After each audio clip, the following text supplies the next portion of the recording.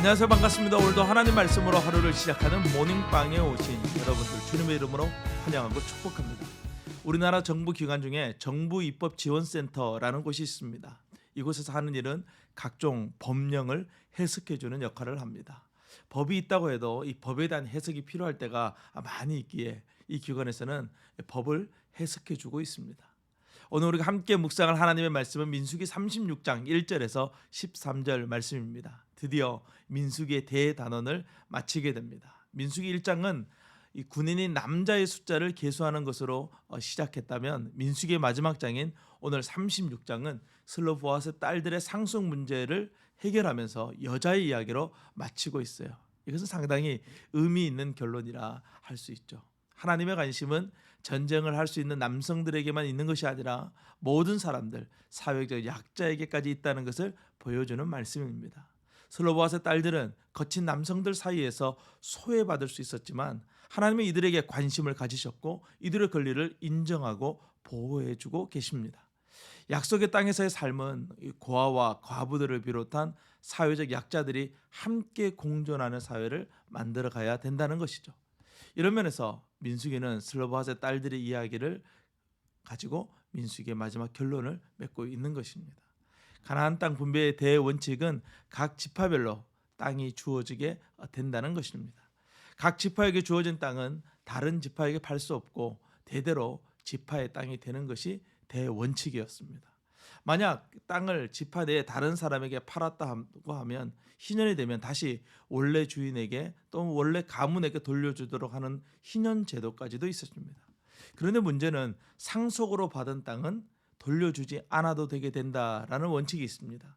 그러므로 이 슬로보아스의 딸들이 다른 지파의 사람들과 결혼할 경우 땅은 다른 지파의 소유로 상속될 수 있기에 이 법의 충돌이 발생하게 됩니다. 이에 므낫세 지파 사람들은 모세와 또 다른 지파의 지도자들과 함께 이 문제에 대해서 의논하기 위해서 모입니다.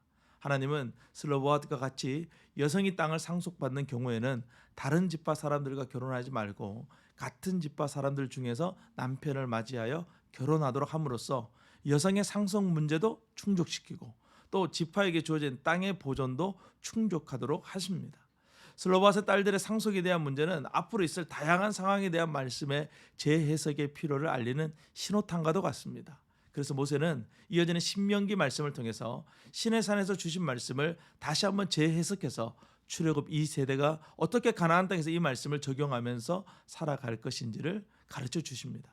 하나님은 그 이후에 선지자를 보내셔서 각 시대에 맞게 새롭게 또 말씀을 해석하도록 하시고 또 예수님과 사도들을 통해서 또 새로운 시대 속에서 말씀을 어떻게 적용해 나갈 수 있는지를 가르쳐 주시고 오늘날 신학교에서 이러한 작업을 계속하고 있는 것이죠. 하나님의 말씀은 마르지 않는 샘과 같이 풍성함이 있습니다. 말씀에 대한 깊은 이해와 성령의 조명하심으로 깨닫는 과정을 통해서 말씀을 오늘 우리의 삶에 적용하는 그런 은혜가 있게 되는 것이죠. 모닝빵은 이러한 해석을 통해서 여러분들과 함께 말씀을 나누고 있습니다. 내일부터는 우리가 로마서 말씀을 매일 아침마다 묵상하게 됩니다. 그리고 앞으로는 주일 아침에도 모닝빵이 계속 업로드됩니다. 모닝빵은 매일 성경이라는 큐티책의 본문을 따라서 진행하고 있습니다. 매일 성경과 함께 모닝빵을 들으시면 보다 더 깊은 적용할 수 있을 것입니다. 날마다 말씀을 묵상하고 또 이해하고 적용해가는 은혜가 우리 가운데 넘쳐나기를 주님의 이름으로 축복합니다. 오늘도 주님과 함께 승리하세요. 샬롬.